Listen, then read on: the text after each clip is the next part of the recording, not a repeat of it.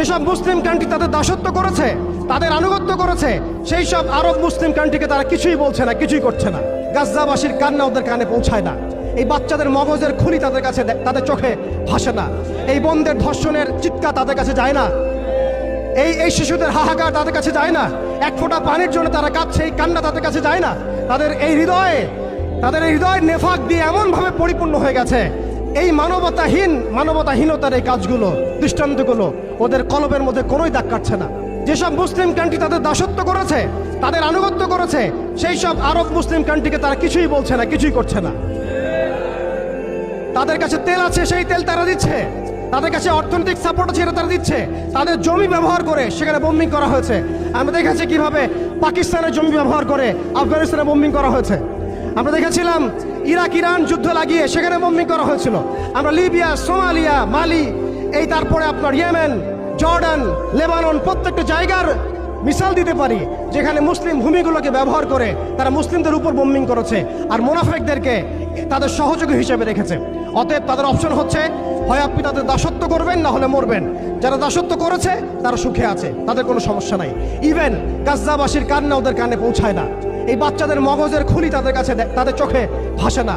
এই বোনদের ধর্ষণের চিৎকার তাদের কাছে যায় না। এই শিশুদের হাহাকার তাদের কাছে যায় না। এক ফোঁটা পানির জন্য তারা কাঁদছে, এই কান্না তাদের কাছে যায় না। তাদের এই হৃদয় নেফাক দিয়ে এমনভাবে পরিপূর্ণ হয়ে গেছে, তাদের কাছে এই মানবতাহীনতার এই কাজগুলো, দৃষ্টান্তগুলো ওদের কলবের মধ্যে কোনোই দাগ কাটছে না। প্রিয় ভাইরা, এটা কেন হয়েছে? তাদের নেফাকির কারণে। অতএব আপনি যদি দাসত্ব করেন, নেফাকিতে চলে যান, আপনারও কোনো সমস্যা হবে না। কিন্তু আমি অনেস্টলি প্রশ্ন করতে চাই, আপনার মধ্যে কি আল্লাহর ভয় নাই? আপনার আমার মধ্যে কি কাল কিয়ামতের মাঠে জবাবদিহিতার ভয় নাই? আপনি আমি কি লা ইলাহা ইল্লাল্লাহ বিশ্বাস করি না? আপনি আমি কি মুহাম্মদুর রাসূলুল্লাহ বিশ্বাস করি না? আপনি আমি কি মুহাম্মদ রাসূলুল্লাহর উম্মত নই? অতএব আমরাও কখনোই কারো দাসত্বের দিকে যাব না ইনশাআল্লাহ। আমরাও ইনশাআল্লাহ তাআলা কোশ্চিন কালে এই জায়নিস্ট মুভমেন্টের, এই পশ্চিমাদের, এই দাজ্জালের অনুসারীদের দাসত্বের মধ্যে কখনো যাব না ইনশাআল্লাহ। তারা আমাদেরকে অপশন দিয়েছে, হয় দাসত্ব করো, না হলে মরো। আমরাও বলে দিব, আমরা ইনশাআল্লাহ তাআলা শহীদ হয়ে যাব, তবু তোমাদের দাসত্ব করবো না ইনশাআল্লাহ। আমাদের প্রথম করণীয় হচ্ছে ভাই, আপনার আমার সচেতনতা তৈরি করা।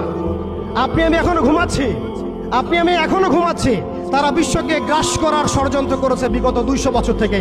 আমরা ঘুমিয়ে আছি। আপনি মনে করবেন না এই ফেতনাগুলো বাংলার মাটিতেও আসবে না। একদিন অবশ্যই আসবে, দেখে নিয়ে। আমি বলে দিচ্ছি, এই ফেতনাগুলো বাংলার মাটিতেও অবশ্যই আসবে ইনশাআল্লাহ, দেখে নিয়েন আপনারা। এবং সারা বিশ্বকে গ্রাস করার যে পায়তারা তারা